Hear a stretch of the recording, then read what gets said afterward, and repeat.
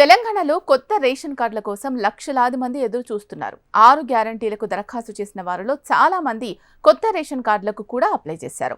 వీరంతా ఎప్పుడెప్పుడు కొత్త రేషన్ కార్డులు ఇస్తారా అని ఎదురు చూస్తున్నారు. ప్రస్తుతం రేషన్ కార్డుల కేవైసీ ప్రక్రియ నడుస్తోంది. తెలంగాణలో ఇప్పటివరకు 75.76% మాత్రమే పూర్తయింది. ఫిబ్రవరి నెలాఖరు కల్లా 100% పూర్తి చేయాలని అన్ని జిల్లాల అదనపు కలెక్టర్లకు పౌర సరఫరాల శాఖ ఆదేశాలు జారీ చేసింది. ఈ రేషన్ కార్డులకు సంబంధించి అక్రమాలు జరుగుతున్నాయని గుర్తించిన కేంద్ర ప్రభుత్వం వాటికి అడ్డుకట్ట వేసేందుకు కేవైసీని తీసుకొచ్చిన విషయం మనందరికీ తెలిసిందే.